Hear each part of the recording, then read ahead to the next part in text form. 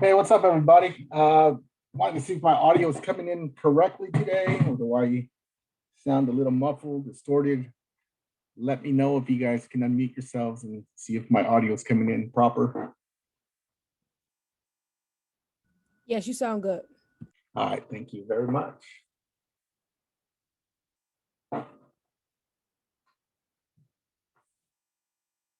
We're gonna wait a few more minutes, see if some more people jump on, and we'll get started today. We have a lot to cover. I see Charles. Charles, what's good, man? What is good? Nothing much, nothing much. Yeah, I hope everyone's having a good night. Yeah, so for those who don't know, I got a couple people that jumped on the support team, and Sir Charles is one of them. He's been really active in our Touchpix user group. For those of you that don't know, that are coming straight off of Revo or coming from buying some spinners, that maybe are not informing you guys that there's actually a Touchpix user group in the Facebook social media page. That is a resource for everybody to tap into. Again, it's called the Touchpix user group. You can see everybody who is an active user posting up, their setups, their events. It's a lot of fun. By far, I think it's one of the most helpful user groups on Facebook. And myself, I go by DJ Juan. Sir Charles and George Velasco, he's going to show up a little bit later. I think there's another moderator too, Rudy, and we may be having a couple others jump on board. But for the most part, I think it's, if you see our names, I think Charles uses his wife's account, so you may not it may not seem familiar to you. But I'll let him introduce himself as well to give his proper introduction. But we really want to welcome everybody on board.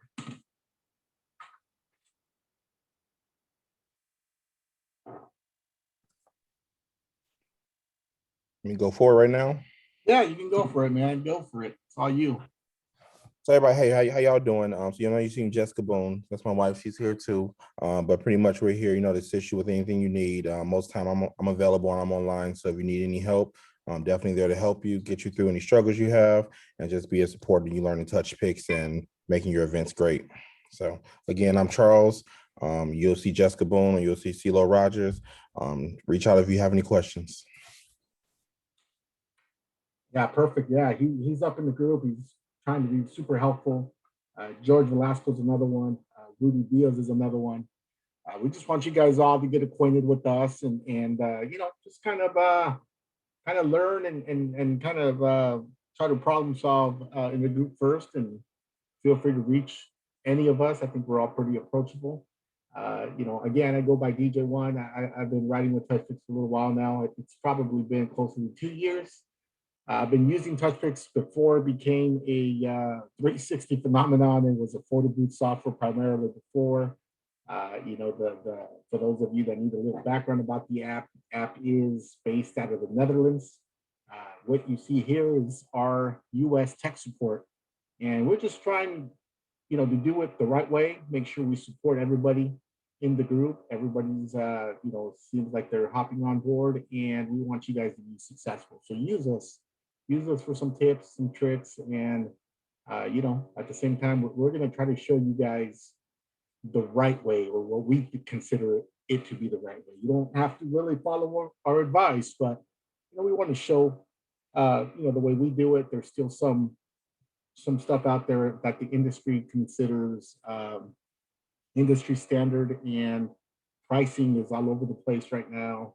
We understand that, but we want you guys to be able to know your worth, man, because I think before we start, a lot of you guys have already invested thousands and thousands of dollars into your platforms and lighting and iPhones or GoPros and TVs and Apple TVs.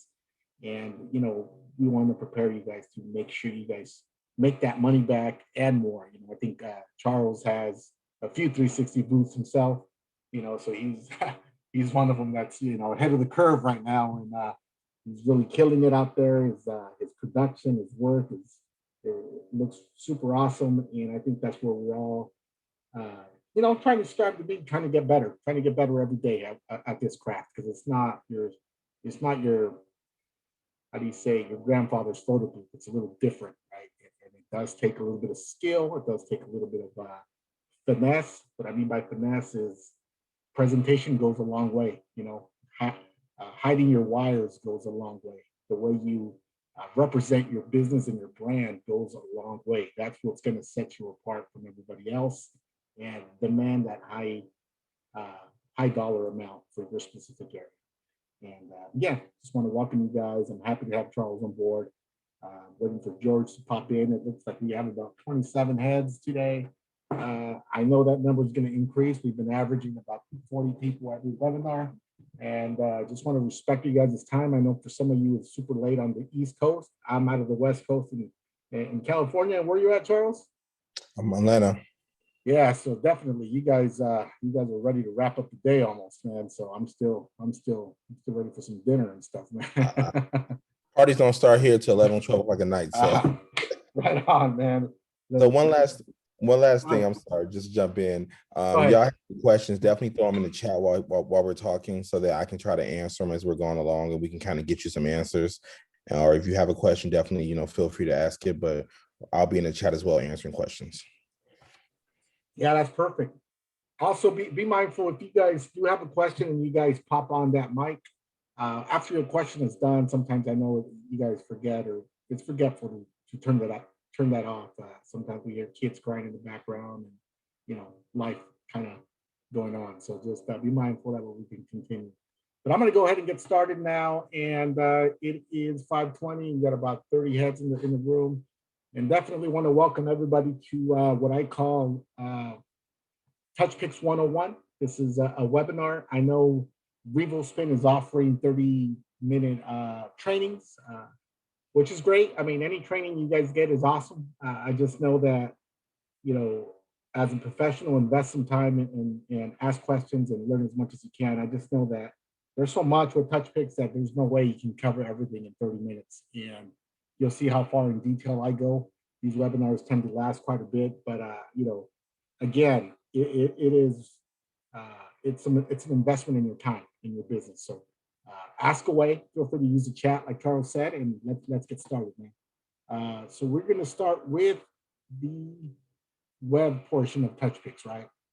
And what I want everybody to do is, first of all, understand that Touchpix is a web-based app. Everything's uploaded to the cloud system.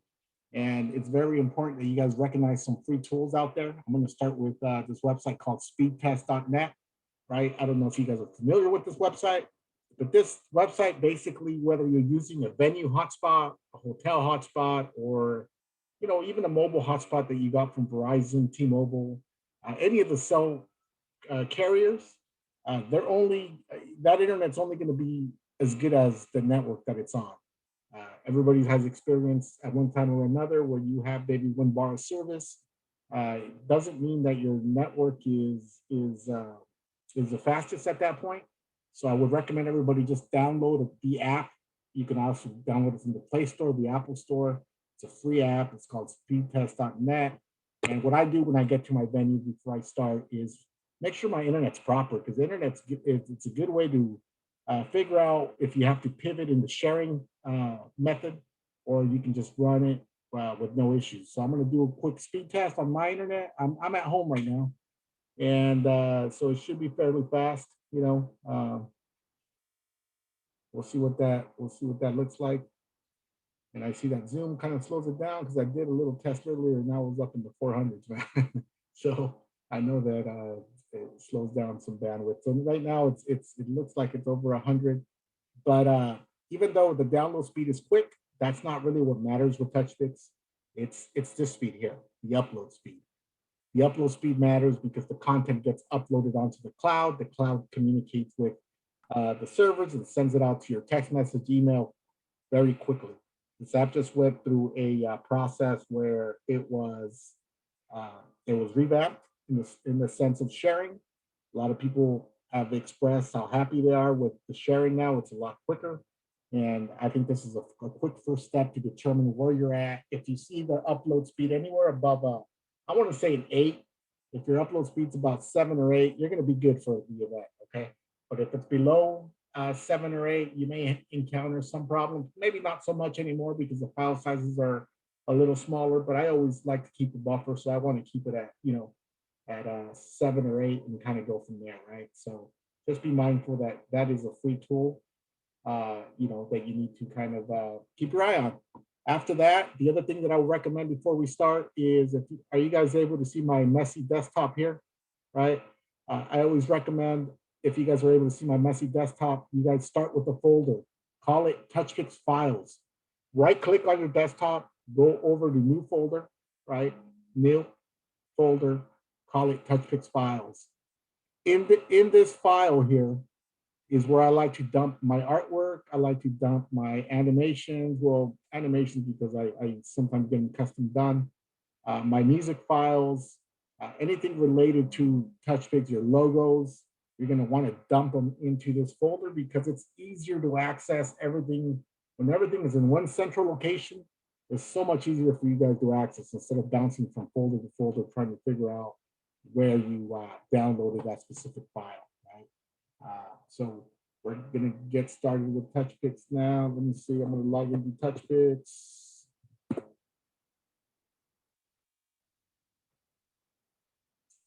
Looks like I'm logged in on somebody else right now. Give me a sec. I'm going to log out of that specific account.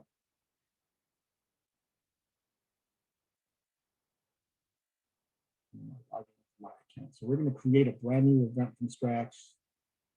And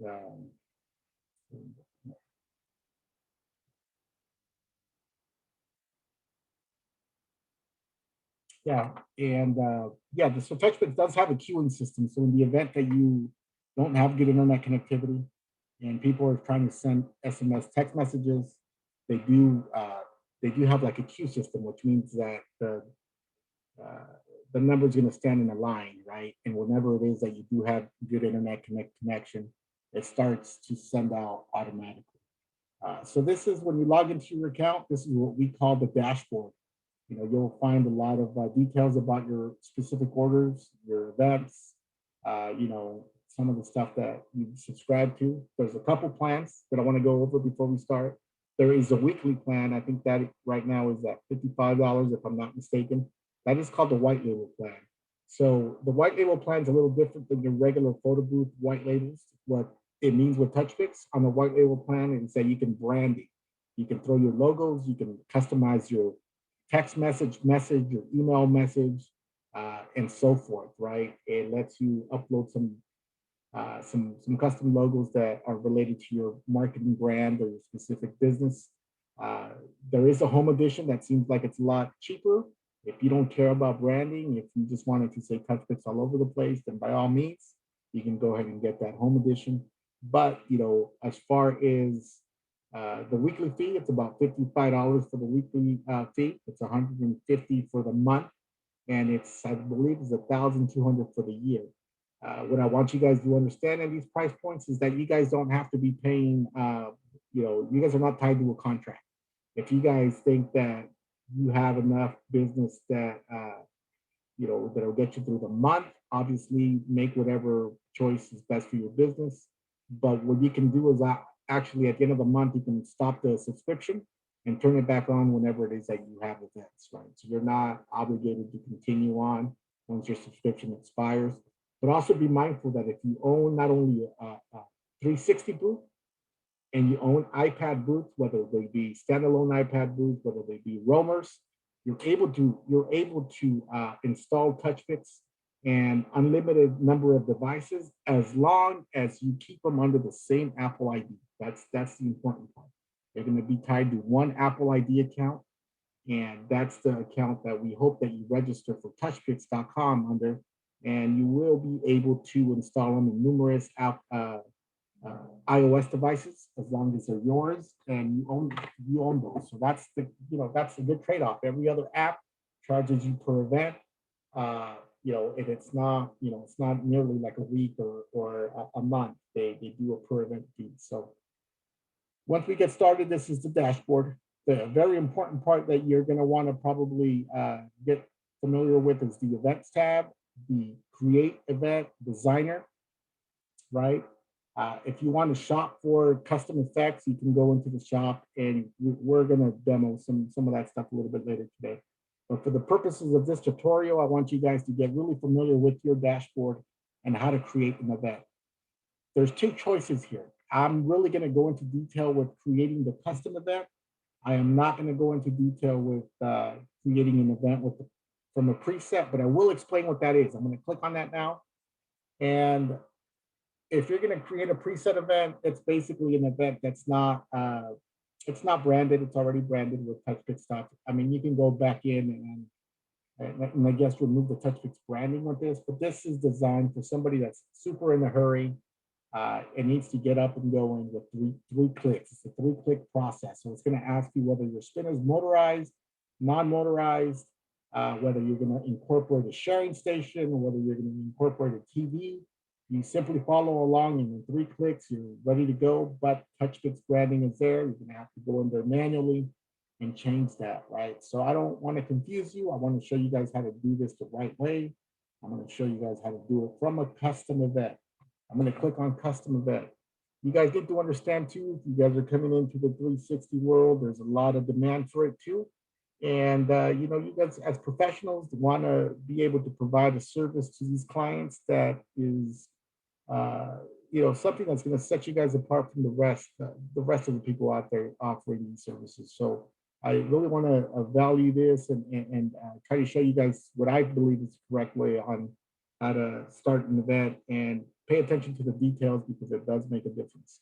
So once we're in here in the general settings, we're going to go into name the event. In this specific event, I'm going to name it. I'm going to name this event. Today is Cinco de Mayo. So I'm going to name it a Cinco de Mayo event, right? That's my event for today. The language is English. My country is the United States.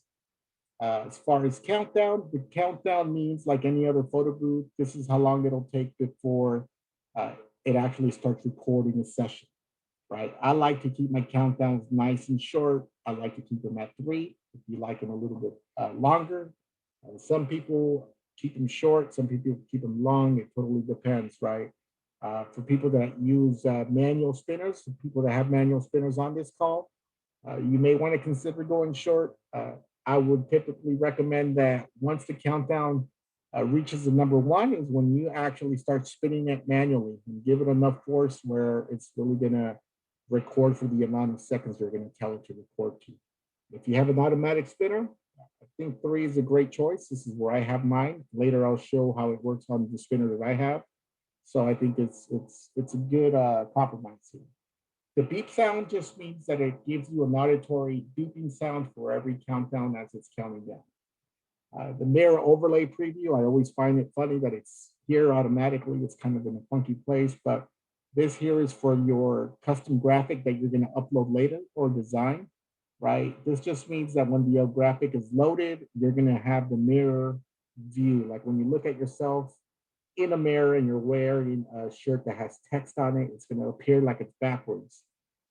Doesn't mean that the output's going to be backwards. It just means that the mirror overlay preview is enabled. I want to disable it. I usually leave it enabled for this tutorial, but I'm going to disable it for this. I want it to come out proper.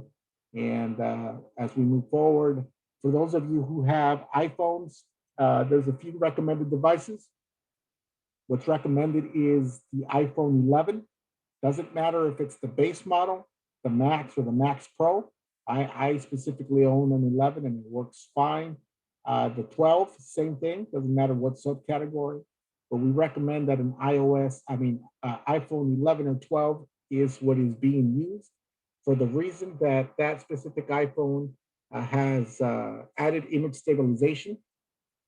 It has a camera that's capable of recording at 120 frames per second, which is true slow motion.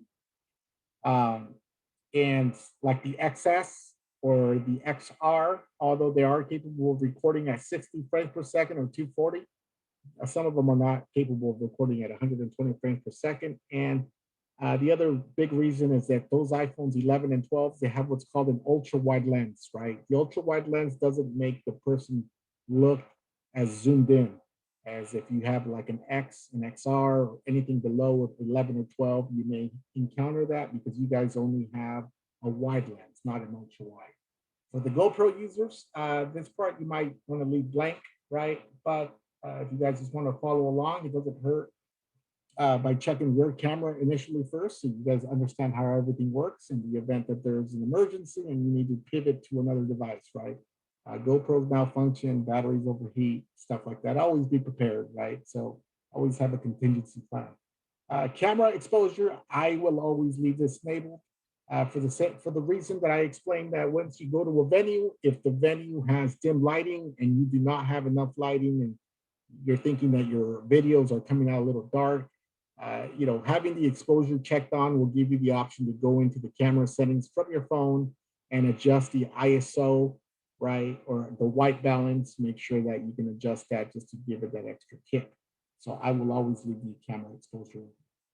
QR app protection, I'm not going to go into great detail, but leave this off. This is mainly for, I believe it's mainly for standalone booths, for drop-off booths. That's going to prevent people from deleting your event. So ignore this for now. But if you end up checking this and you have to do last minute changes, this is going to be very annoying for you, because in the sense that to make a change, you're going to have to scan that original QR code over and over again to get you access to the settings. So leave it checked off, okay? Touchpix is primarily a photo booth software, like I explained earlier, that evolved into with 360 features. So you're going to see some photo booth related, icons and features, right? So on this auto print, we're going to leave this to no printing, because when we're setting up a 360, we're not concerned about printing. We're also going to check off the photo experience. We're not going to check off boomerangs. We're not going to use GIFs. We're not using videos. We're solely only using the slow-mo feature, okay? This is very important here where it says slow-mo duration. This is how long your camera is going to record. This does not mean that your camera is going to record. It doesn't mean that your camera is going to record a video it doesn't mean that it's going to produce a video that's 3.5 seconds long, right? What it does mean is that it's going to record for 3.5 seconds. If you add the slow-mo boomerang, it's going to add the slow-mo effect. And the slow-mo boomerang, what it does, it adds the reverse effect, okay? So I recommend everybody, I like my videos a little long, so I never leave them at default. But if you like your videos short, by all means, leave it where it's at. I think the default it's decent, but I like my videos a little longer. I like to set mine, let's set it at 5.5 for this tutorial, okay? 5.5 is a good time. Again, make sure you enable the slow-mo boomerang. This is what makes the file play back in reverse. Once it plays in slow motion mode, it'll kick it back, flip it in reverse. Audio file. This is a big topic for a lot of people, and a lot of people are going to have comments on how to do this, right? And I do see it on our user group a lot. You can use MP3 files. You can use any MP3 file that you own. Legally, what we're going to say in Touchpix with Touchpix is that you are to use any copyright royalty-free song. You want to avoid, people getting sued.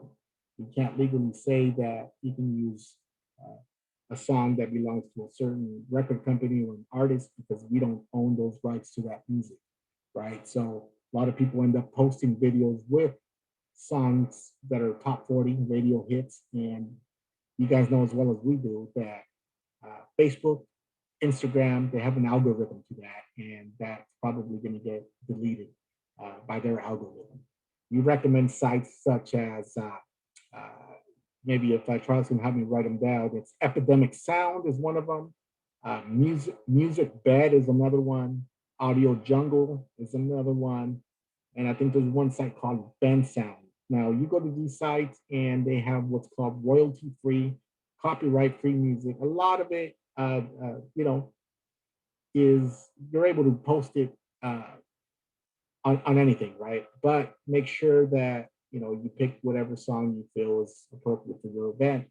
Yeah, it's not mainstream. There's a lot of it that sounds very similar, but we want to encourage you all to to do things the right way. We don't want to see you guys get hit with lawsuits or cease and desist letters from record companies, and we just want to promote that.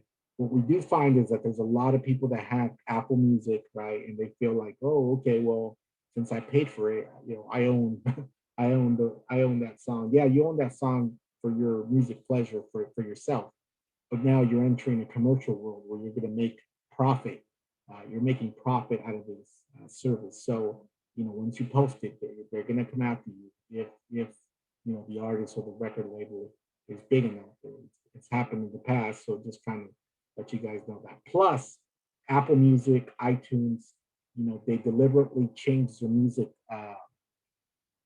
container, the output. It's not an MP3 file. They make it what's called a .4 M4U file, right? So I know there's people that convert it and make it into an MP3, but they don't make it easy for you to do, but it's possible. Again, just do it responsibly. So adding a file, just get music from wherever those locations are, right? Once you get a file and you download it, you're gonna put it in your Touchpix file that I had you create at the beginning. I'm gonna choose the file folder. I'm gonna actually point it to the right folder. I called it Touchpix files. And from now on, everything is it's gonna open this folder automatically because I just pointed it there. So I'm looking for my free file. I know, you might see some stuff there that, that's my personal stuff, right? I'm gonna show you guys how to do it the right way. Royalty free, right? Loaded in royalty free track, MP3. And we're gonna proceed, right? Screen flash, ignore screen flash. This is a photo booth feature. This is when you're using an iPad booth. It kind of mimics a camera flash on the iPad booth. You don't need it for the photo booth side. These are called timeouts. This is at the end of the session. Telling you that if you do run a survey, it's giving you just 10 seconds to fill it out. Editing, I don't like to use edits because I think it's mainly for the photo booth when people are adding props or writing on the screen for the couple. I don't need any of that. So I'm going to leave my survey time at 0 seconds, editing time at 0 seconds. I don't feel like thanking anybody after the session. The sharing, I typically leave it at 6, but I'll leave it at 12 for the purposes of this tutorial. The props, we're not using any props, I'm gonna leave it at 0. Well, I'm gonna leave this at 12. It's just saying that it's gonna allow 12 seconds before it times out, right?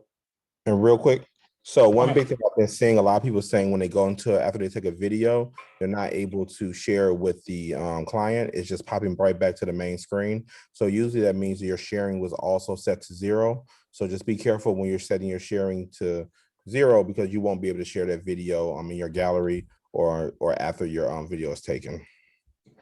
That's a great point, man. And I have seen people that zero out everything. So if you want to keep it at 6 or 12, keep it to wherever you feel is comfortable for you. But also notice how big how long the gap is before you can transition to another session. So that's why I like to keep them sometimes a little small. I don't typically share from my iPhone, but I leave something on my iPhone in the event that I prepare for something to malfunction. If it malfunctions, I haven't had anything, malfunction on me, but I always prepare for something. Because if I leave it at 0, I wouldn't be able to share. So always put in the number there, despite of what it is. As we move down now, we're heading into the sharing portion of things. We are going to do SMS text messaging, email. I'm not going to use Facebook or WhatsApp or Twitter. Reason behind that is because if you do allow this to be a Facebook, WhatsApp, or Twitter, everybody's going to need to sign in with their credentials, right? And nobody has time for that. Nobody has time to memorize their passwords. So we're making it easy. Just do email, text, or download it, airdrop it, QR code it. Once they have it on their device, they can share it in their own platforms. You don't need to have people log on with their personal information. Edit screen, again, you're able to draw. If you hover above the question marks, it gives you a quick example. So you're able to draw, add stickers. This is mainly for the photo booth side. I leave it off. Very important that you guys leave this on, the in-app gallery, right? This is very important. I will explain why it's important as we move on. This is key to sharing and syncing it to your iPad sharing station, and so forth. So leave that on. Let's scroll down. So this is now we're hitting to where the white label stuff comes in. You can change all this text, just make it say, XYZ photo booth, which is your company. Thank you for using XYZ photo booth. This is my Instagram handle. This is my website. And this is how to get a hold of me. You can actually input your phone number, everything, right? You can cut off everything that you don't need and add what you do need. What I like to do is keep these 4 boxes consistent. You find whatever works best for you. But one of them is really the message you're going to get when clients use the email feature. The other one you're going to get when clients use the text messaging feature and so forth. But I like to keep everything consistent. That way I can use it for future events as we go on. Because it's really easy to duplicate an event once you have your settings dialed in. Right? I'll explain as we go. We're not using any props. Again, this is where you would probably, if you're doing a corporate event and you want a brand for whatever reason, their branding for corporate events, then this is where you would put that, the name of that, or in your case, put your business name, right? XYZ photo booth. And here comes more of the branding. I like to keep these pretty consistent. I don't know how you do it, Charles, but I like to keep things, like I said, real consistent with my logos because, when I set everything up, I just like, I'm pretty systematic with, my process, right? Yeah, same thing. And I got pretty much, and after I, get that all in there, I pretty much leave it the same every time because unless you're doing something for an event, they say, hey, I want our company's name all over everything, then everything's really stay the same as your company's name and your logo. Yeah, so this is the app logo. If you're ever going to use the Apple TV as a video playback or as a live view playback, the logo that you put in here will show up on the TV. That's what controls it, right? So we're going to do choose file. And once I hit choose file, look, it's taking me back to that same folder that I created that I pointed to at the beginning. I'm going to see if I can use, let me see, I'm going to use one of these logos. So let's keep it consistent. All people getting mad. Okay. So I downloaded this transparent logo. What transparent means it's a PNG file. So that is very transparent in the means of photo boothing, right? It doesn't have a background. So it means if you have a logo, make it a PNG, right? Because it'll give you a lot of flexibility in design later. So if you look at my dimensions, this is a small logo. It's a square. It's 640 by 640 pixels. I recommend use anything below 2000 in these 3 boxes. I like to keep it consistent, so I'm going to use this Instagram logo that I got off the internet. I'm going to pop it in there. The app background. This is what actually the logo that's going to appear on your actual iPad or iPhone, right? If it's again, I'm using the Instagram logo, but I'm pretending it's my business logo, right? So I'm going to use the same logo, put it there. And if you're preparing a sharing station, right, there's also going to be a background for the sharing station. You're customizing everything, right? And I'm also going to use the same logo again there, right? So these 3 logos are consistent. Make sure they're underneath 2000. It'll tell you the file size here, but it's the smaller the better, I think. And we'll go from there. It has an attract screen. I've seen people get really creative with the attract screen. People sometimes put a picture of the couple as an attract screen. What an attract screen is what it is. It's the same thing that's on a photo booth. It's just like a picture playing right before the session starts. So once you tap the attract screen, you're going to get to these logos here. For the purposes of 360, I leave it off. I don't think it's necessary. You don't need one. But I do think that this function here is pretty important. If you have a logo that has a white background, right, and you're uploading a non-transparent file, a JPEG, because it takes PNGs or JPEGs, and your logo is white, obviously you won't be able to see the buttons because if your buttons are white and the text is white, it's going to camouflage. So this gives you the ability to change your text and button color to like red or black. For the purposes of this, I'm going to leave it at white because I know this logo is not white. That way you guys can see how it looks. As we scroll down, survey, if you're doing corporate stuff, this is mainly for photo booth stuff. It allows you to create a survey before it's being used. I'm not going to go into details, just know that you're able to collect certain data when necessary. Now we're going to go into triggers, right? This I'm going to go over just because I do feel it's important. I'm not going to use it, but I'm going to show you guys what it does. If you hit custom trigger, it has a couple of options for you guys to use. It can start a session when it detects a face. So if somebody jumps on the platform and the camera detects a face, it'll start a session because it has facial recognition, right? A lot of people use the movement trigger, right? But you guys got to be mindful that your iOS devices have a built-in GPS.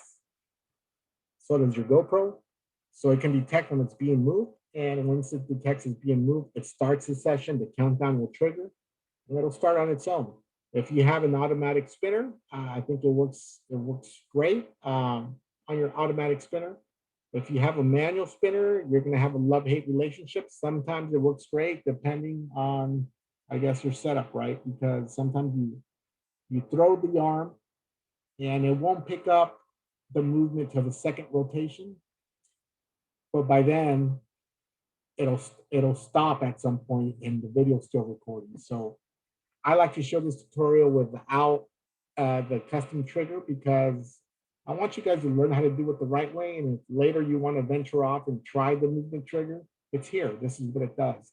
It has your sensitivity gauges here. So if it's not moving for whatever reason quickly, you can set it to medium or high sensitivity. But this is where it's at. Don't worry about the trigger screen. It lets you customize the custom trigger screen. Like any other screen, it just gives you a lot of features. You don't need one, but this feature is there. And then, if you don't mind me jumping in for a second. Go ahead. So, one big thing with the trigger screen is if you choose not to have a trigger on there, you're going to have to manually start your video every time before you spin it. So if you're using the iPhone on your arm, you're going to have to actually click slow-mo to start that video, and then you'll have that 1, 2, 3 second countdown that you choose from. So keep in mind, you're going to have to really play with this to figure out what works best for you, because not everything works best for everyone. You may want the video to start at the same place every time. So a lot of this is just really you getting these settings in and then testing what works best for your business. That is perfectly said, and I think that the people that have the most advantage where they're tapping the screen to start the session are people with manual spinners because they're already holding the arm anyways, right? And I always recommend that they let it go at, the countdown hits 1. Now, people with automatic spinners may want to use this as a movement trigger, but I want to show everybody kind of the basics, and I'm not going to use it for now, but it's there if you guys want to play around with it. The external screen, we're towards the end of this, the setup process now. The external screen, for those of you that want to be able to kind of showcase Touchpix, I think this is kind of the bread and butter. I've always said that on every webinar of Touchpix. This is kind of enhances your events when you're able to provide a screen of any size that not only captures the live view recording of your iPhone. Sorry for the GoPro users, this is not available for the GoPro users because GoPro is it's just a different platform versus iPhone to Apple TV. It's communicating within the same Apple protocol with the screen mirroring. So this is a good feature, right? If you want to even, like I said, presentation is the second half of what you should be focused on. First is your output. Secondly is your presentation, and that's what's going to drive your worth a little higher and demand that bigger money. But if you're able to bring out a TV, make it look nice, you can enable external screen. And what it does, it actually does a live video recording so people can see themselves while they're being recorded. It'll do the session. After the session is done, and I'm going to show an example of that. After the session is done, the video processes, and then it does a video playback. Additionally, what it also does is underneath that video that it's playing back, it shoots off an independent QR code where the guest can actually walk up to the screen, the projector, wherever it is that you're shooting off that video, scan that QR code underneath the video, and they have the file instantly on the phone. So that's, it's a big plus. It's been done really elegantly in all of the groups. I recommend it. I think this will drive your price a little higher, and just know that it's available, right? If you're not into the external session and you don't want to do you don't want to do that, you can always run a slideshow, right? And it'll run a slideshow with all of your videos as the night continues. You can go ahead and hit the slideshow option, right? And go from there. The company logo, just so that you guys know, the company logo, it grabs it from here, from the app logo. So if that's your logo, that's what's going to be displayed on the TV. After you're done, I know it took us a little while to get to the bottom, but honestly, when you guys are done doing this maybe 3 or 4 times, it becomes repetitive, and you guys should be able to do this with the first at least 7-8 minutes, right? Once you have everything ready, you're gonna hit submit, right? This is gonna be an event that's submitted. Now we're gonna go into designing specific overlay. There's going to be a tutorial coming out with how to use the designer. The designer is a generic version of how to get something designed up and ready. This is your QR code. You're not going to scan it yet. Before you scan it, we want to design a specific template. So I click on designer. Go ahead. You mind if I go ahead and walk them through a little bit of it? Yeah, go ahead. Go ahead, man. Okay. So designer, so I've talked to a lot of people recently, and I kind of get some basics down. When you go into designer, you kind of want to have a routine of what you do because you don't want to miss anything. One big part of what you do on your left-hand side, you have all your options. You have the uploads, the templates, text, background, stickers. So you want to make sure that you're selecting the right things and you're making those choices from the start. So this is your, so go ahead and go to templates for me, please. So what I always have everyone do first is choose their template. So what you want to figure out is what template size you're using for slow-mo. Now, like we said, this is actually a photo booth software that has tons more options. So right now, above where he's sliding at, if you look up right above it, there's a drop down that says photo overlays. So we have different options. You have photo overlays, video overlays, but remember, for what we're doing with 360s, we're using slow-mo overlays. So we always want to make sure that we choose the correct overlays, which is the slow-mo. Within the slow-mo overlays, we have 5 different options. Give me one second. There's 5 different options. So the first one is going to be more of a type of like a long kind of a screen where you can see like a full body type of view. No. The second one is going to be your square, which is going to be one of the fan favorites now. So that's going to be your Instagram. So when you post a video on Instagram, you don't have to worry about it chopping anything off. You're going to get that full overlay. So it's actually going to be a square. Number 3 is going to give you more of a wide view. And 4 is going to be a little bit wider, correct, sir? So you have 5 different overlays here. So for the purpose of this call, which one are we using today? We're going to use 2. That's the more popular one. So we're going to use a square overlay. So again, this is the one that people like because they can put it on Instagram. It doesn't cut off your sides and it just has a really clean, crisp look to it. So what you're going to do is you're going to click on the actual overlay you choose. And once you click on it, it's going to put into your space on the right-hand side. So you can actually see that it applied that overlay size to the right side. Why this is important is once you start your sessions, say you get to your event and you never chose an overlay size, but you're trying to do the Instagram look. Well, it'll default to the first one. So then your videos won't look the shape and size that you're expecting them to be. So your graphics may be off. The look of your video may be off. So it's always important. The first thing you do when you enter designer is to choose which overlay size that you really want to do. So like I said, right now we chose overlay 2. Now from here, there's a lot of options you can do. We can add the overlay, but what we'll do is we'll show you one quick thing on how to kind of add text to your overlay. So on the left-hand side under templates, you can click text. So you can then at this point, you can choose what text you want to add. We're going to add large text. So what he did was he did click large text. It placed it on the screen with the template. He's moving it to the middle. Now what you can do is you can actually see how balanced you are on your screen. If it's centered in the middle. And you can kind of see to make sure that all your wording is going to be kind of centered with everything. You can choose your size of your text. You can align it in the middle, and you can choose your font that you want to use. So you can kind of get fancy with it, do different levels. You can add multiple texts on there, so you're able to actually kind of customize it. So this is an easy way. If you're starting an event today, you're going out, you're doing a test, and you don't have an overlay, you can actually go ahead and put this on here. and you created your own overlay. You can actually also add graphics.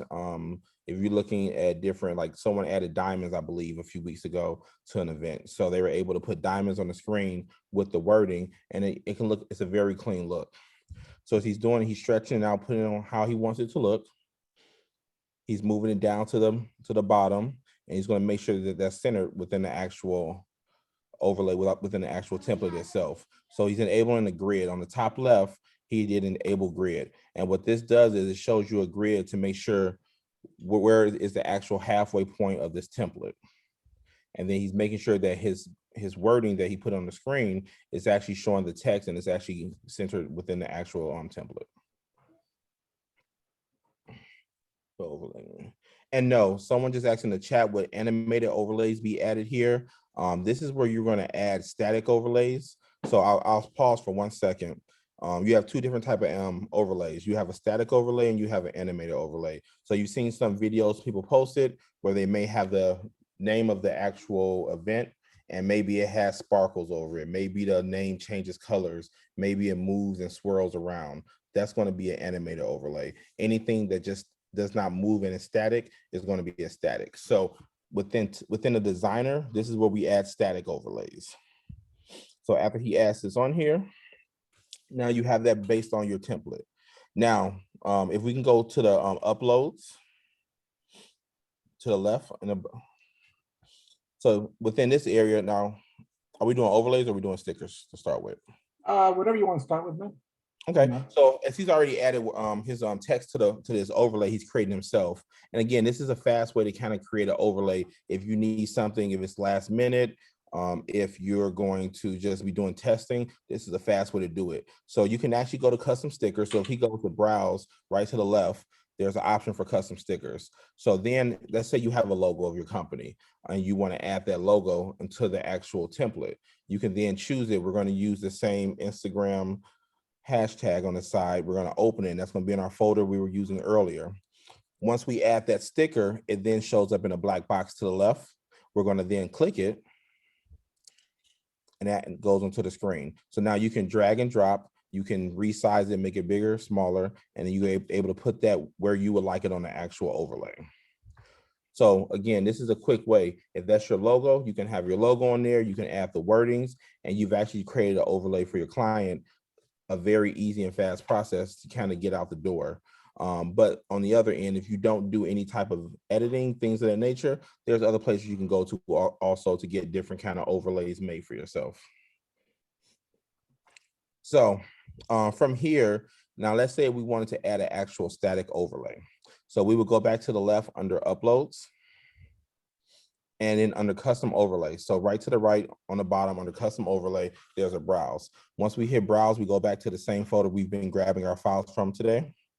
And then you would choose that overlay file. So he did do a template too. So he's going to grab a file that also is the same template too, which is 1072 by 1072. So once you click that file and hit open, it's going to then place it on your screen right under custom overlay. If you click that overlay, it then places it on top of the template to your right.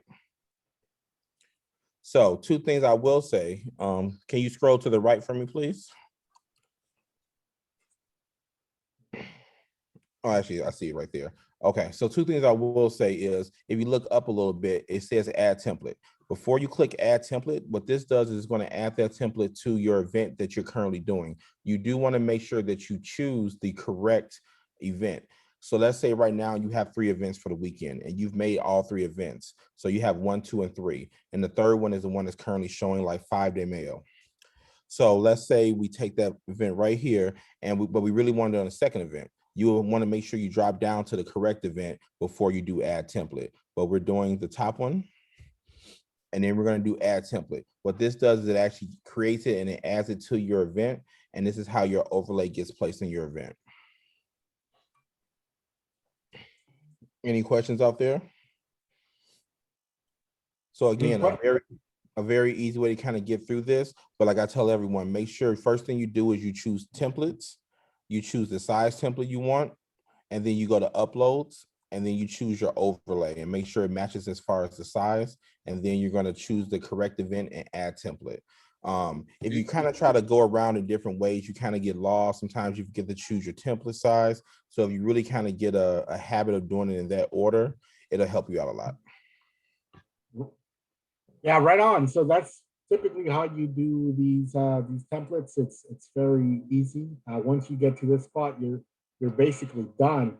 I see one of our moderators just joined us, or he's been on for a while. George, you want to come in and kind of introduce yourself to the group? Really quickly, can you hover over the question Sure. mark custom overlay? Right here. So someone just asked the question, what size should the templates be? If you hover over the question mark under custom overlay, it'll actually show you each size of the templates 1, 2, 3, 4, and 5. Like the template 2, it shows 1072 by 1072, but it shows you what each template size should be. Thank you. It's very important. Yeah, we almost skipped that part too, but yeah, it sounds great. I want to welcome George, one of the site moderators on the group. He's also wealth of knowledge. I just wanted to see if you want to come in and say hello, introduce yourself, and maybe say a couple words, man.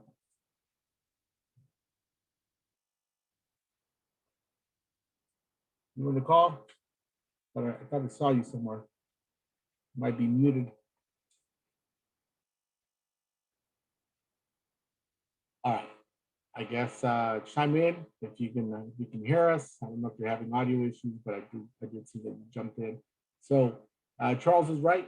You hit add template, and once you hit add template, it adds it to that specific event. After you're done with this, you're going to go over to my account, and from my account, you're going to go over to events. Right, this is your dashboard, and you're going to see actually all of these are already in a dark format, right? When you don't have it correctly, you're going to see it grayed out like this. And that means that you're missing whatever, in this case, it's an overlay. To make sure that everything's set to go. So now from this point, what you want to do is click on the QR code, right? You're done with that specific event. You're clicking on the QR code. You're ready to scan. And let me join you guys with my iPhone real quick as well. Let's see. Okay, so there's your QR code. I'm going to try to see if I can minimize this screen and hopefully connect it with so many other screens that I have. Are you guys able to see both screens right now? Or just one? Yeah, we can see both. Okay, cool. So let me type in these magic numbers here. So what I'm going to do now is I'm going to mirror my iPhone. That way you guys can follow along with the exact process, because now we're getting into the iPhone segment. I deleted the app from my phone and I just reinstalled it to make sure I show you guys how to do it from scratch, right? And this is my iPhone, okay? And from this point on, my Touchpix app is right down here. I'm going to go ahead and select Touchpix. And if you already have a subscription and you purchased one, what you want to do is hit subscriptions. Since I deleted my app and reinstalled it, I'm hitting subscriptions, and I'm going to scroll all the way to the bottom and hit restore purchases. And I should get a success. It's been restored. I'm going to hit the go back button. And from here, I'm ready to activate my event. So I'm going to hit activate event on my phone. I bring it up. It's asking me for permission for my camera, microphone, and so forth, right? I'm going to scan the QR code we just created. It says recognized event, setting up event. I'm now going to toggle over to a full screen of my iPhone because we're basically done with the website of the setup. Asking me to use the local network, and hit OK. Microphone, OK. It's very important that you allow access to our photos because it actually stores the originals in your camera roll. It doesn't mean that they're going to stay on there forever. It just means that as a backup, you will have the originals on your camera roll. And at the end of when you close an event, it's going to give you the option to delete them. Okay, so now it's asking you for a resource that it needs for the screen mirroring process for the Apple TV. It had some animations. I'm going to hit OK. It's going to download some content onto my phone. And as you can see, that's the Instagram logo that I use. And the buttons are white. It's a transparent logo. I have my phone being held in the vertical position. If I turn it on landscape mode, you will see it will actually, it's gonna, it's done with whatever it's doing. Okay, so now it's on landscape mode, right? It's just a little bit better. So for the people that are not, if you don't enable trigger, the trigger function, you're just gonna have to tap on this button every time to start a session, right? For the people with manual spinners, this is probably the best workflow for them because they're holding on to the arm to begin with. And that's, they're better off triggering it by manually, by hand. So this little hamburger icon is your settings, your main settings tab. So what I would want to do before we start even a session, there's a few settings that you guys need to set up for the first time. After you set these up for the first time, you don't have to go back in there and do it every time. It memorizes these settings. The only reason you would have to go back and do this again is if you delete the app and reinstall. So I'm going to tap on the little hamburger button, right? I'm going to go into settings. And essentially, every setting that you checked off on the web transferred over. You do have access to your front cam, back cam, or GoPro. For GoPro users, this is where you flip on your GoPro. Before you do that, though, I'd recommend you follow these settings before. And then if you're going to use the GoPro after this, then flip it on at the end, right? And let's go through the process. I always start now with going into Video Effects Creator. The Video Effects Creator tab right here is an important setup process. It gives you three different options here. It gives you a video, boomerang, or slow-mo. If this is not enabled, chances are that your video is not going to be recording in slow-mo, and chances are that it's not going to do that boomerang effect when it plays in reverse. Very important that this needs to be toggled over to slow motion. Boom, right? Once you select it, these are where your filters and effects live. We're going to go over that a little bit later. But just want to show them to you guys. This is also where you can add a video, like a promotional video for the end of your 360 session. We're going to go over a little bit later. But for now, we're focused on slow-mo. Then we're going to hit the go back button. The second important part here is the camera settings, right? So we're going to go into camera settings. I'd like to start everybody off with auto face exposure. Just leave it at auto face exposure. It works fine, right?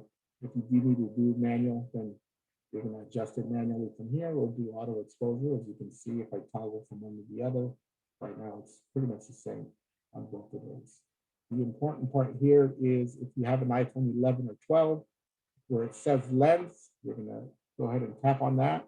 And if you see, I have an option that says ultra wide. I'm using the iPhone 11, the very basic model. It's not a Pro or a Pro Max. So I'm hitting ultra wide, right? It's giving you a warning, making sure that you're switching the camera settings. And I want you to understand that you got to select the slow-mo speed, right? So I'm going to hit understood. Then you're going to hit this slow-mo speed button here. This is what's going to apply the slow motion effect, right? You're going to go over to the recommended setting is 1920 by 1080, 120 frames per second. You see that there's two. Always pick the first one. That's the one that works great. 240, it actually records at 240, but I think it's a little overkill. 120 works phenomenal. We've even had users that are using the 60 frames per second that actually looks really good, but we recommend 120 for the purposes of this tutorial. When you hit done, right? Once you hit done, make sure that it stayed on 1920 and 1080, 120, and it stayed on ultra wide. Then you're going to hit the go back button, right? And we're going to do, this is a new feature here that I want to make sure you guys try it out. By default, the video quality is at medium. I'm gonna go over to high. I like high quality and everything, so I'm gonna go over at high. Then I'm gonna hit save and close, right? And at this point, you're ready to shoot the slow motion video, I'm gonna go ahead and tap the screen. They're looking like messy little lab here. So I'm gonna hit that big slow mo button here to do it manually. You'll see my live view click on. 3, you see the artwork. 2, 1. I am now just going around the room here. Right. And you're gonna see the wheel. The wheel means it's processing. And it's gonna show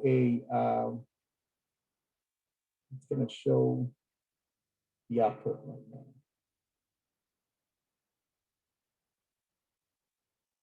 I think I set it to 5.5 seconds. So that's the video. Weird, something to fix the sound. Oops.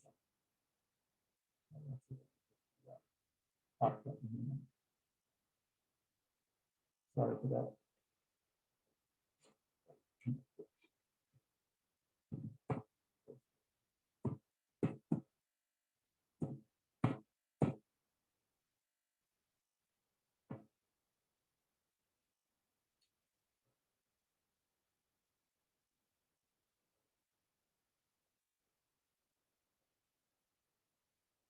All right, so from here we could hit share, via QR code. We could do, we can do texting. We can do the airdrop. I'm gonna hit next to push it through. If you tap the gallery, right, you'll see the gallery button here. You can actually do a playback here. I'll do the actual playback.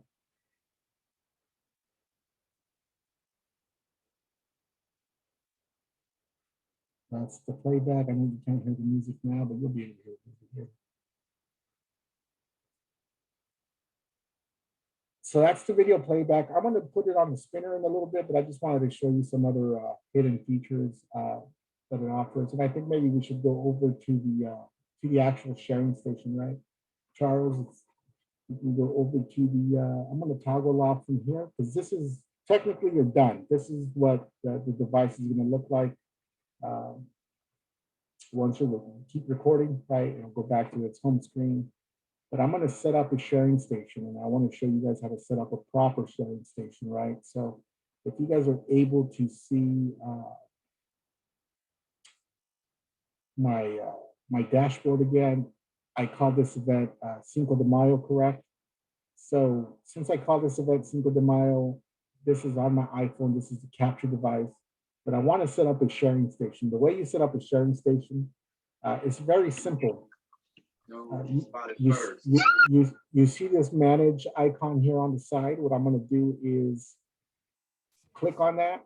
This middle tab right here is duplicate the event. So I'm going to go ahead and hit duplicate the event. Right.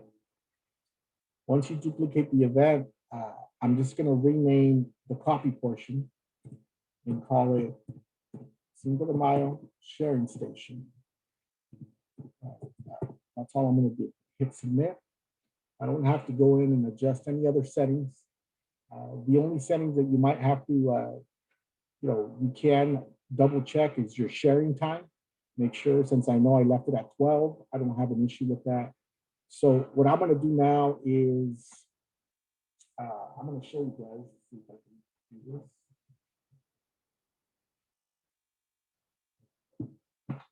So this is what my iPad is. Now,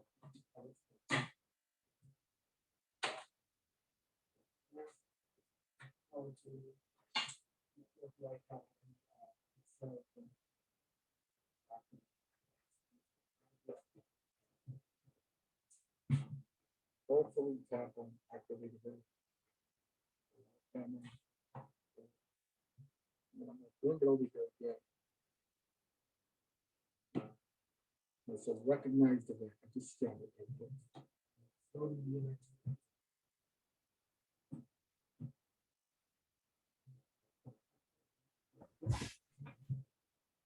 And also ask.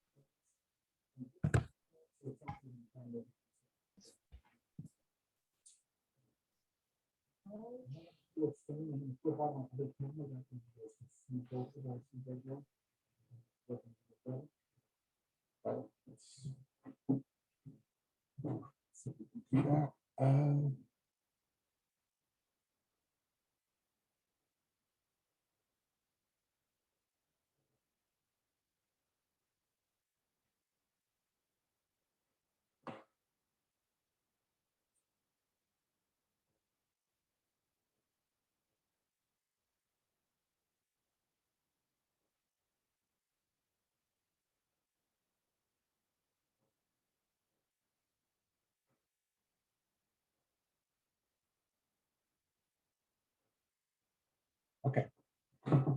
Let's see that. My iPhone here. This is how you set up a sharing station. First things first, what you want to do from your iPad is actually let's just go into your settings here for. Your volume is kind of low. Okay. Can you guys hear me, or is it still a little low? Or you talk a little louder? Actually, let me know what happened. Give me a sec here. I think it was using the volume from. Hello, hi, can't hear you. Yeah. Hello. Can you hear me now? Yes, thank you. Okay, perfect. Sorry, I had the other microphone on. Okay, here we go. So what you do here, what I recommend you do is go to your iPad, go into the general settings of your iPad first. Make sure once you're there, you're able to go into, let's go into general settings. Let's go into AirDrop. Make sure that AirDrop is set to everyone on your iPad. It's checked off. Once you check that off, you're only going to want to go back and go into, instead of the general settings, there's a setting called display and brightness. I know it's a little hard for me to focus here. Display and brightness. From display and brightness, you're going to want to see there's a function called auto lock. You're going to want to set that to never, right? What that means is you're telling your iPad never to turn off on screensaver mode, okay? That's going to save you a lot of headaches, right? Because if it locks on you, that means you've lost the connection. Once you have that set, what you want to do is go back into Touchpix. Right? Touchpix is right there. And what we're going to do from the iPad, you always start from the iPad, is you click on Gallery, right? Once you click on Gallery, you're going to see a little icon on the top left-hand side, a little F. You're going to click on that. You click on that, you're going to, one of the options is says activate receiver. It then turns into an R and then it turns green. You leave it alone. You don't touch your iPad anymore. That's as far as you go with your iPad. When you go with your phone, you also hit gallery, right? It also has a little X here. And then you're going to tap on the X. And on this phone, you're going to hit activate sender. You'll see the name of my iPad. I can't focus too good, but there's the name of the iPad. And I'm going to select it. Then it says success. It's been connected. I'm going to hit OK. And the sharing process has started, and boom, you see that video just popped in. That's the video that I just showed you guys. Now it's playing. People have the option to share there. They're able to share via QR, text message, or email, or AirDrop it over to another iOS device. So if you hit QR, it's going to actually upload a QR file. It's supposed to upload a QR file when it's doing its thing. But if you hit text message, you can key in your phone number, so it'll send off. Obviously, if you do AirDrop, it's going to AirDrop it to a nearby device, right? And that's the way you share, but you leave it alone. You don't touch it anymore, right? So I think that's the important feature that you guys need to know on how to do it correctly. As far as that goes, I think we could open it up to questions, Charles or George, if you guys want to take it from here. But yeah, we had one request. Are you able to show an Apple TV?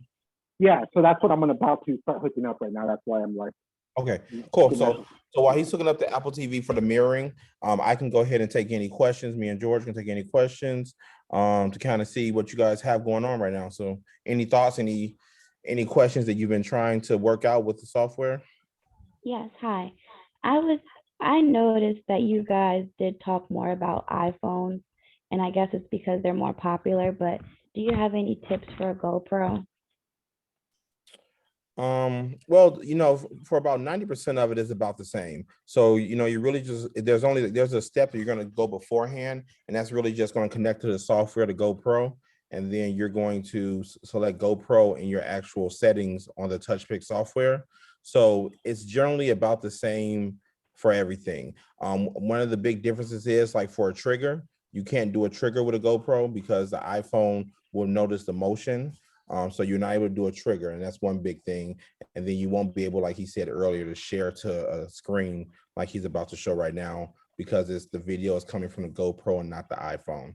But we will be doing some short videos, and what I'll do is I'll do one like with the GoPro to kind of show how you connect to it, either tomorrow or Friday, and we can kind of like go over that a little bit for you as well. Thank you. Just another question. Can I use a GoPro 9? No, right now one second, I'm gonna double check for you. The ones I believe that are available are going to be the 6, 7, and 8. Most people at this time are using the 7, but it does show 6, 7, and 8 are the ones that can be used. Okay, thank you. No problem. I think there's a little bit of connection issues with the 8. I would recommend if you can get the 7. The 7 is a lot cheaper anyhow, so go with the 7. It's more than capable of producing the same image that the 8 is able to do. The thing is it's not specifically tied to this app. It's tied to everybody, even outside the app. GoPro changed some of the development on how you control the GoPro via Wi-Fi, so sometimes it's a little glitchy with the 8. We highly recommend the 7 Black. Make sure it's the Black edition, right? And also the 6 Black are what's proven to be the workhorses, and they do work on this platform. And I will throw one thing out there. If anyone who does want to go GoPro, especially with the 7 right now, I was shopping for a 7 Black today, and most of the stores are out of them. So they may be going end of life. So this would be a great time to shop for it if you're looking for it. Yes, I had a question regarding the animated overlay. Maybe I missed a step, but do you actually add that in the click uploads in a custom overlay section in Designer? No, so for an animated overlay, you know how he went into the settings in the actual software on the iPhone or the iPad? You would scroll down, and there's a setting that says video effects creator, and you would actually add it in there. Yeah, maybe I can go over that before that, then I'll do a live demo. I think that's probably an important thing that people don't want to overlook. No problem. Let's see if I can get that. I have a Go ahead. I have a question. Go ahead, keep on asking away while I. Oh, okay. I'm sorry. So, can you guys hear me? Yes, we can hear you. Okay, my question is, I know you guys said that you can use the Touchpix on any device as long as you have the same Apple ID. If I have an iPad with a different Apple ID and I want to use the iPad as a sharing station, how would I do that? So you would actually have to go into your settings and go to your Apple ID, and you would have to log out of your Apple ID, your old Apple ID, and log into the one you want to use. That's the same as the one you have on your phone. Okay. All right. Thank you. No problem. Okay, so I know you guys said the iPhones are better versions, but what version would you prefer? I mean, so both for the 11 and the 12s are both good options. I mean, I'm not going to tell you a 12 over an 11. Of course, the 12 is newer, but then the 11 you can save money on. But any 11 or any 12 will do as far as the cameras, because they have the wide angle cameras, and either one. It doesn't have to be one or the other. Does an iPhone XR work? So no, the iPhone XR does not have the same cameras that the 11 and 12 does, which means that you may not also get the same slow motion that you would on 11 and 12. So you do want to stick to 11 and 12. So it could be the 11 Pro, the 11 Pro Max. It could be the regular 11, and possibly even the 11, the mini one. But it does have to. It should be an 11 or a 12. What about the iPad for sharing? Can it be an 8th generation or it has to be a certain one? The iPad can be any iPad that's able to use iOS 14. So yeah, most iPads are going to be fine. So if you have an iPad Air or you have, a generation or two back, you should be fine using that for a sharing station. Regarding the iPad for the actual 360 booth, what are the best iPads for that? I would really say for that, I would say a Pro, possibly the 11 or the 12.9, and that's going to be probably the last two generations that are out currently. Actually the last generation is just going to have that wide angle lens on there.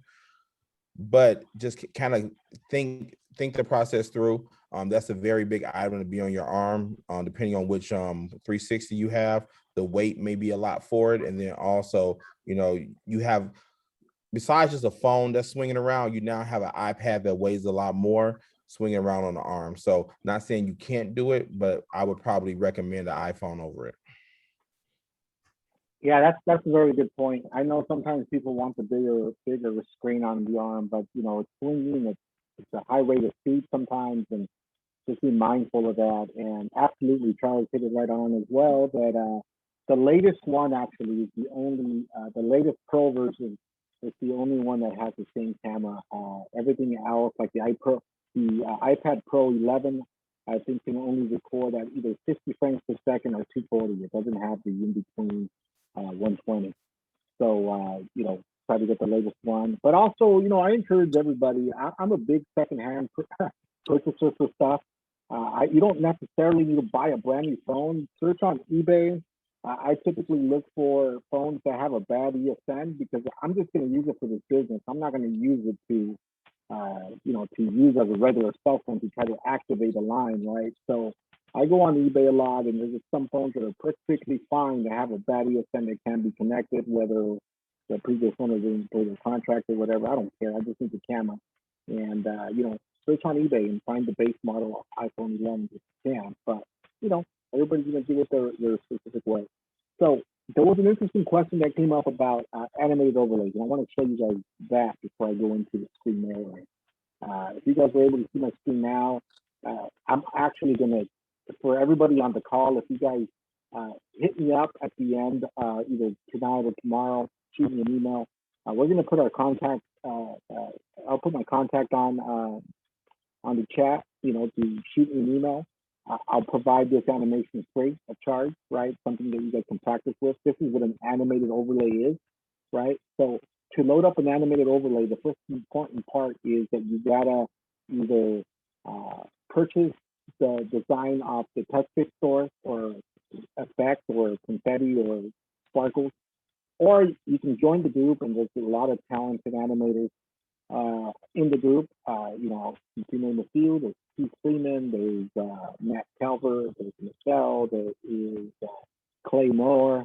There's a bunch of animators on there that can produce the artwork that you desire for your specific event. Once they give you the artwork, they're going to give them the dimensions. They're going to tell them, hey, this is what I need. These are the dimensions. They're either going to email it to you, or a lot of these animators just give you a Google Drive link. And I recommend that if you can, download Google Drive onto your phone. They give you 2 free gigs of Google Drive, which is plenty for the purposes of this use. It just makes it a lot easier to store those animations somewhere where you have easy access to them. Download that file onto your physical phone or point it to the Google Drive. In this case, I'm using Dropbox. It's the same situation. Once you get that file, you're going to hit this hamburger bun here that I always call hamburger bun. And I'm going to go into the settings here. I'm going to scroll down to Video Effects Creator. Again, this is where all my effects live, right? These are where my effects live. And for the purposes of this tutorial, I'm going to give you guys a free artwork. you're going to want to use this here. It's called Overlay Black. Once you select it, you're going to see it drop down here to the middle portion of the screen. From here, you're going to press it again, and it's going to ask you to choose the file. This is what I mean where you have to have it stored in your phone or Google Drive. In my case, it's going to be Dropbox. I'm going to hit choose file, right? It's opening up my Dropbox, and I have everything. It's about to drop to. This is how it's going to look for you guys for the first time. It'll once you hit browse, it's going to either take you to your iCloud, iPhone, Dropbox or Google Drive. I'm using Dropbox for this. If it loads up, I have a specific folder where I store everything. Right? I think I called this. Here we go. And I'm going to look for a specific video. I was donated this video, and I'm passing it on to you guys. It's this video here. It's an animated MP. This is an MP4 file. It takes MP4 files, right? So this is what it is. It's an MP4 file. This is the size of the MP4 file. I'm going to select it. Once I select it, it's giving me a warning, making sure that I understand that I'm using an animation. If I have anything else going on, it needs to be the same size or at least longer, making sure I understood. So I understand that. That's why I make my music track 30 seconds in length. That's plenty of time. You can use the music cutter app to adjust it. But for me, I'm just letting you know, as a tip, you might want to shade down your music track. You don't need the entire track once you load it. I loaded up the animated overlay. I'm going to go a step further and show you guys how to load up a post-roll MP4, which is a video. If you guys are going to have a promotional video, any of the guys that I mentioned above are able to create a promotional video for you guys as well in the group, right? Just reach out to them or just reach out with the question who does promo videos, and they'll come to you. Yeah, you guys can negotiate a price outside the through DMs or whatever. But they're going to give you an MP4 file. I'm going to select post roll because I never use it at the beginning, because if you were to use an intro, all your videos are going to look the same, and when you're sharing, it becomes a nightmare because everything has the same thumbnail, right? So I'm going to look for a promo video that was made. I think this one was made by Keith Freeman. Let me see if I can access that. But like I said, there's so many different designers. It's called Rose Logo for a specific event that I did. Once it's loaded, right, you can tell it's changed from post roll to delete. This is how you delete it. Any of these functions, you click on them, it'll give you an option to delete the function. And I'm going to go a step further, and I'm going to actually use one of the effects here. So these are some effects up here, and you can scroll through some of these effects and see if I can pick the right one. I think I picked the vibrance effect by accident. I'm going to click on it again and hit delete on the vibrance. Right, and then I'm going to hit hyper zoom. That's the effect that I want to use. I'm going to select hyper zoom, and this slider here tells you where you want to add the effect. If I want to add it to the entire video, I can add it. If I move the slider from beginning to the middle, that means it's going to apply it only at the end, and that's where I want the effect to be at. So I'm going to hit go back. I'm going to hit save and close. And a couple more questions while I set this up, and you guys can see an actual sample.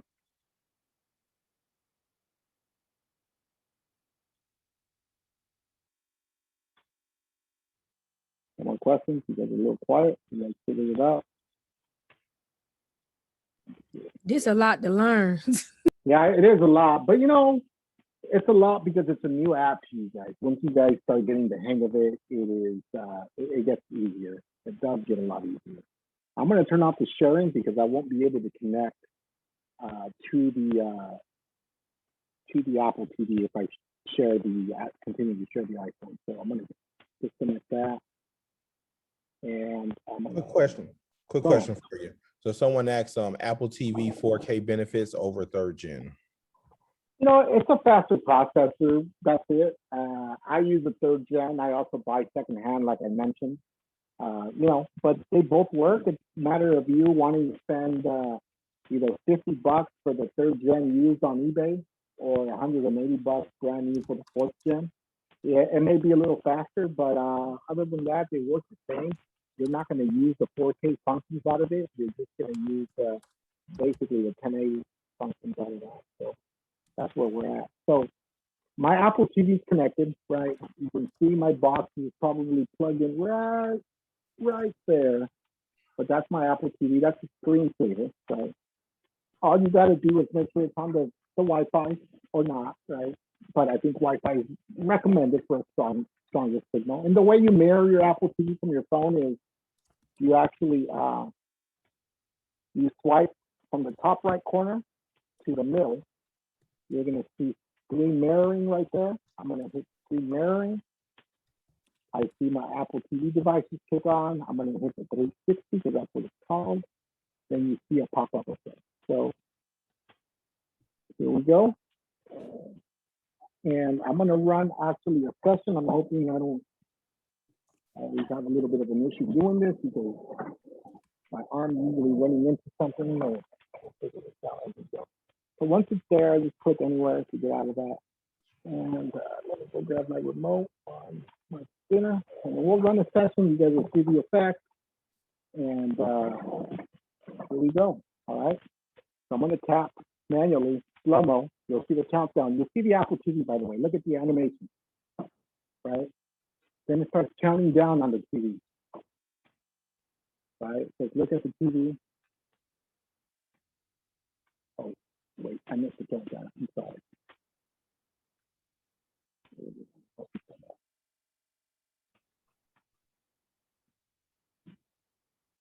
Let's try it again. It's a little hard doing everything now.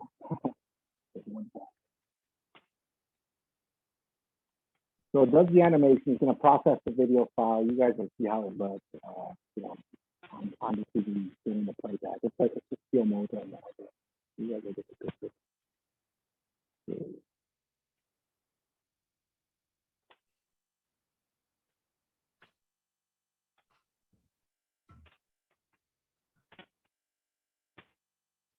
I obviously loaded an animated overlay, so that takes just a few seconds longer than just a regular static non-moving overlay. So just be mindful of that. But other than that, it's going to process the file and keep playing it back. Now it is. Put it in there on.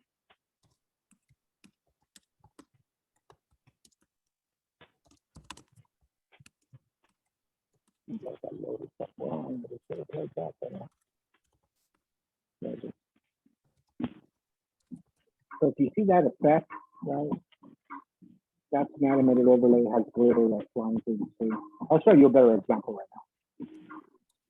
And that's the hyperlink effect. I'll show you a much better example. Let me just kill this out. Let me just make sure I show you guys exactly how to trigger it. And there's my outro video that merges together.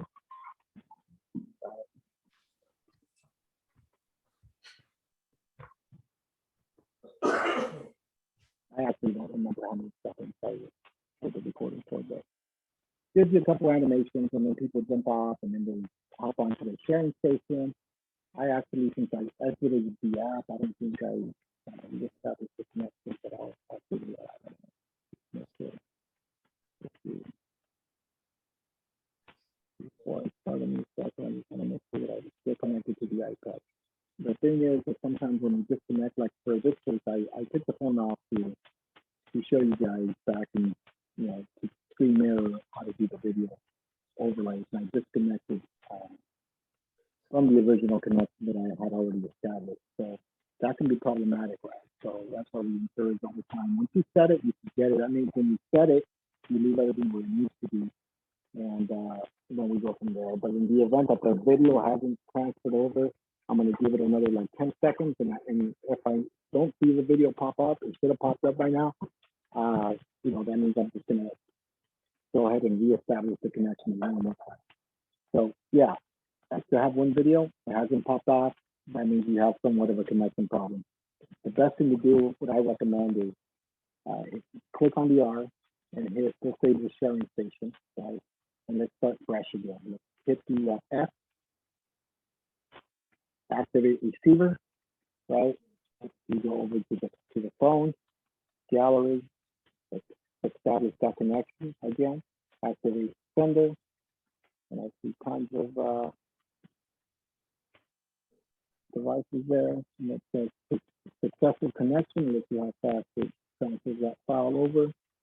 It should do it if I pick the right one. I saw 3 different iPads still. If I pick the right one. Let's see.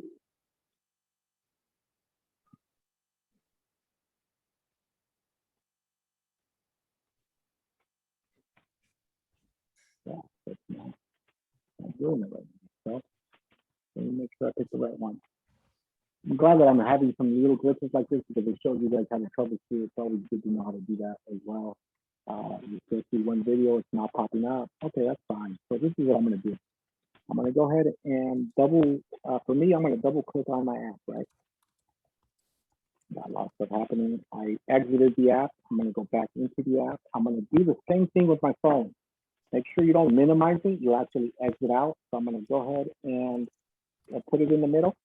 And once it's in the middle, I'm going to flick up. And that's how you hard close your app, right? But I hard close that specific app. I'm going to go back on Touchpix over here. I just want to make sure that my overlays or the animated stuff is still there, right? I want to make sure that that's still there. My little video effects here. Yeah, everything's still there. I see all the boxes still there. Sorry, I just wanted to show you guys that. Yeah, so they're still there. Okay, so I'm going to hit go back. That's fine. Save and close. Okay, now I'm just going to reestablish the connection. Okay. And I'm going to go to gallery. I'm going to do the same person real quick. I'm going to go ahead and activate the receiver. Perfect. Now I'm going to go back to the phone, gallery, activate sender. I should only see one name. The problem I had last time was that it gave me like 4 different iPad names. And it says success, so you're going to see a bounce over now. Single video. You're going to see a bounce over in a bit.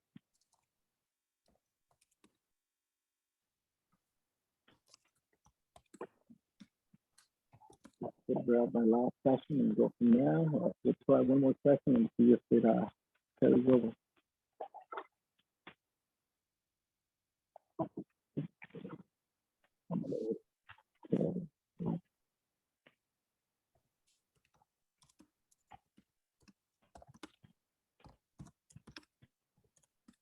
I see that it popped up on the TV. If you guys can see that, I know I see the animated overlay.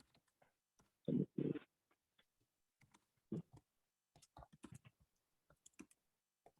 Let's try one clean session from here, and it's gonna hopefully force it through.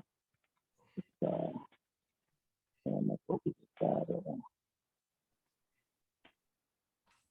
Okay, let's try one session here. We're gonna force it through. So I'm gonna zoom out. So you guys are top of the spinner session. We'll go from there. So let's do go. You see the TV, you see the live view in the TV. It's going to start doing the countdown. 3, turn on my spinner. My spinner is spinning. It's still recording while it's counting down. My spinner stopped.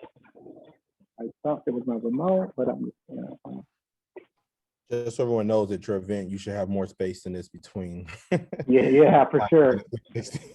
I'm working with limited space here, right? So for sure. So let's see how long it takes to get to the setting station. It should go to the setting station quick, and that's. And as he was saying, you know, this one thing is, you know, when you add the animated overlays, that's going to take a little bit more time to load. If you do a GoPro, you're going to add a little bit more time. If you add any effects, a little bit more time. So while you're doing testing, make sure you know when you get to your event what your output is going to look like. The real reason behind it is you want to know if you got a minute wait time while video loads, you want to be ready, prepared to make conversations with that client. with the families. You want to make sure you can tell a joke in between. Just make sure you know what to expect. So you're not just sitting there waiting for the screen to circle and load.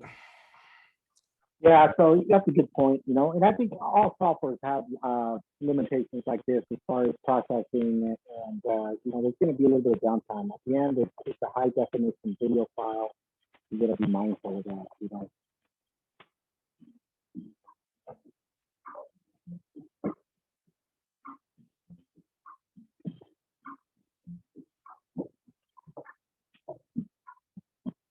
You see that effect that pops up at the end, so that's the hyper zoom effect there.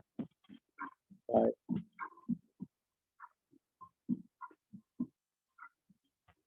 And that is that's going to be the outro, and it measures everything, and you're basically good to go. It's going to hit the, you know, you can change those animations too, but that'd be for a different class on how to do that. This is just kind of showing you guys the basics, right? And you see the QR codes there on the bottom, right? The QR codes on the bottom are there. And you see now it made the connection, so I'm gonna go over to the iPad real quick. Right, I'm gonna go to the iPad, I'm gonna select it. There's the video. Oops, that's the wrong video. I'm done. The first one here. You see the effect pop in. Again, you know, donate that effect for whoever wants to use it, and go from there. But that's how you successfully run an iPad booth with sharing station. Then you can hit, you know, share, send it to wherever it is you want to send it to. Look at a QR code, or do text messaging, send it your way. And usually when you send a text, I'm going to send it to my Google Voice number here. You know, you'll watch it turn green. Once it turns green, it means it's done. Or you can actually erase it and send another one, right? I'm going to send two text messages to somebody else. One here. So, and then you can erase it and send it another one, right? That's kind of a hidden trick that probably a lot of people don't know. But that's essentially how you do it. Another thing too, I don't know if there's a lot of callers here that have access to a automatic spinner. You're kind of muffled. Yeah, is there a lot of callers here that have automatic spinners? I'm just trying to figure that out. Do a lot of you guys have automatic? We got 2 in the group that says yes. Yeah, so Who else has automatic spinners? Yeah, so there's another feature that you know, it's maybe worth your time. There's 2 versions of what we call a Touchpix trigger box, right? What the trigger box does, I'll just show it while it's here, right? Is it basically turns on your arm and then turns it off. It's controlled by the app. So the way it's set up is you go into the settings, and once I'm in the settings, I'm going to look for Bluetooth to connect. Actually, that's it's not on there then. All right, let's take a couple questions while I connect that device up real quick, and then I'll show you guys what that does. Sure. Can I throw one out there from the group? Yeah, go ahead. Someone asked how do they remove the animations, the pre-installed animation? So like, you know, probably like with the TV, how it has a unicorn. Yeah, that's more an advanced question. You can definitely remove them. They're PNG files, and I would recommend that. So we'll park lot that one for later. Yeah, it's for more of an advanced course, so it's not an easy answer. You have to rearrange numerous PNG files and zip them back onto the into the app. So let's go back here. I hit Bluetooth, right? I'm gonna hit Bluetooth again. I see my. Can I jump in for a second? Go ahead. Go ahead. Okay, so regarding the animation that has a unicorn, I'm not entirely sure if the question is, how do you change that so that it's not a unicorn, or you can have your own branding, or how do you skip that screen altogether? but skipping that screen would not make the process go any faster, right? That's just kind of banter. You're killing a little time until the phone does the processing. Yeah. And by the way, that's Mr. George Velasco, the other group moderator, the other tech support for Touchpix. So yeah, if you guys can be a little bit more clear on if you just want to change the animation or you're thinking that the animation is going to make them faster, right? So it's clarity. You can change the animation, and actually, I'll show you where they live. Right, they live here on your phone. I just connected my trigger box, but if you go to your phone, if you scroll all the way down in the settings, you're going to see default animations. I'm sorry for the poor Zoom job, but it says default animation, and it's a zip file. You can actually change most of the animations. So PNG files, there's sequential PNG files. Just know that, right? So, just know that you're able to do it that way. So it's a good question. I know some people are not big fans of the unicorns. They hate unicorns for whatever reason. I just haven't gotten around to changing them myself, but they're not hard to do. But I think we can discuss that at a more advanced class because there's a little bit of legwork that needs to be done. Showing you guys a little bit about what the trigger box does. This is for automatic spinners only. It basically covers a lot of photo booths right now. It covers the Selfie Box 96. It covers Revel Spin, the automatic Revel Spin. It covers the Atlanta photo booth. It covers Orca View. Covers who else makes it? We're working on Dozen Tech. We don't know for sure yet, but it covers. I know I'm missing something out there, but it covers a lot of automatic spinners. What this does is it integrates the application. So now when I hit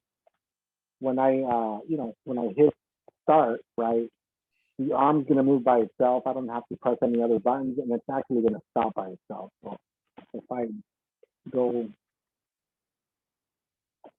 see, once the countdown is initiated, the arm starts by itself. You know what I mean? It hit a light. I'm always dropping something here. Poor guest. And then it stops by itself. I didn't hit any buttons. It's just integrated with the app. It's basically it's a more synchronized way of recording. If you can figure out where you want to start your arm, it'll be and figure out, precisely what point it's going to start and stop at the same location every single time. Because the process is repetitive, so you can figure that out. So just to show you guys that feature, you can definitely do that. They are for sale. They are on the Touchpix website. You don't need it to work, but it's an added bonus for a lot of people. And if you guys want, I know it's been a long class. If you guys actually it's been a lot shorter than in the past. If you guys want to have a few more questions, definitely have the time. I see that there's still over 20 people on the call, and definitely want to be able to provide that support. That way, we can answer as much as possible for you guys. Was this webinar helpful at all for you guys? I know we changed the format quite a bit, but I think it works out a lot smoother when there's a couple co-pilots.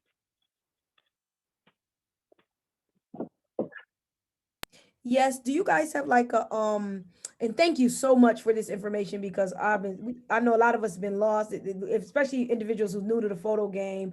I got you with the DJing, but the photo game, not necessarily. But is there maybe something, a document that you have that kind of just goes over what we talked about because it is a lot of information? Yeah, no. So there's no document, but what we're going to be able to do is we record these webinars. So feel free to reach out. I'm going to put my email in the chat. If you want a copy of this webinar, I'm going to shoot you the link. I kind of privately upload them onto YouTube, and I just kind of go supply links from there. But I'll supply my my contact number or my contact email, not my number. Late now for me. There we go. And if you guys want a copy of this, go ahead and hit me with that. I'll give you guys that free animated overlay. You guys can practice. We want you guys to do things the right way, and hopefully, this enhances a little enhances the knowledge just a little bit more.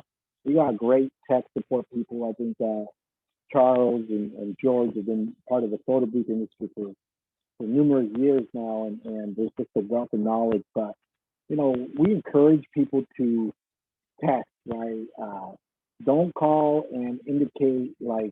So this is what I want to make clear too, and I wish I would started with with the full house. And if you guys don't have a full trial, I mean a free trial version, and you guys are interested in the app, feel free to shoot me an email. I can get you started with a free trial, but make sure this is actually your first trial, because I've had people try to get numerous free trials in the past, and it's not designed for that. It's designed for people that are jumping on board, trying to get familiar with the app. We'll give a 7-day free trial. Shoot me an email. But where I want to go with this is this industry is considered a premium service. Don't diminish the industry by thinking that it's a quick cash grab, and don't put in any work. There needs to be work put in by you guys, right? Yeah, we're here to support you guys, but at the same time, there's just there's always a group of people that get a free trial, then they take on a huge event, and they expect everything to get loaded for them, and it doesn't work that way. Like you guys have, we got to meet halfway at some point. So just take our information, take whatever you want from our information, and adapt it into your own. But don't diminish the market. Hold your value. You guys have already spent, like I said, thousands of dollars on equipment, lighting, things that make your setup unique. And you guys have now invested almost 2 hours in this webinar. We really value that. We value your time and your effort putting into this. And feel free to bounce ideas off one another. If you're unclear about something, reach out to somebody and reach out to people. Use the Facebook group as a huge support system. But we're here to help you guys out. Just be mindful that there's very few of us, and we'll try to provide as much support as we can.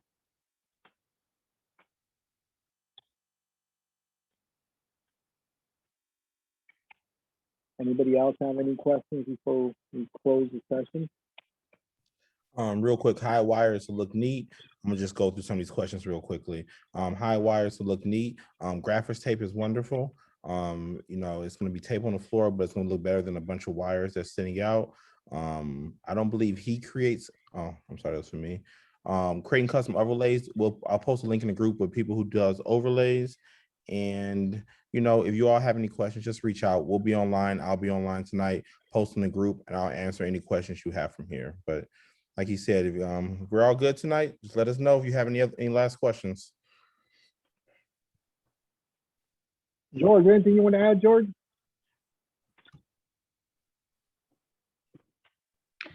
Well, thanks for putting this together. I didn't get a chance to talk through much of it or whatever because I was just I couldn't. It's Cinco de Mayo, okay? I just had to have a taco for everybody. It takes me a while to eat like 42 tacos, so I got here late, and I wanted to answer some questions in the chat. So looking forward to the next one as well, and let's see where this takes us. It's going to be fun. Right on, man. Hope you have some tacos for me, man. Yeah. Yeah. Will we be able to go back and watch this webinar? Yeah. I put my my email in the contact in the chat room. It's DJ1 spelled out at touchpix.com. Shoot me an email. Where were we? Okay. I had to switch. Shoot me an email, DJ1 at touchpix.com, and you forgot to. From there. Let's talk about.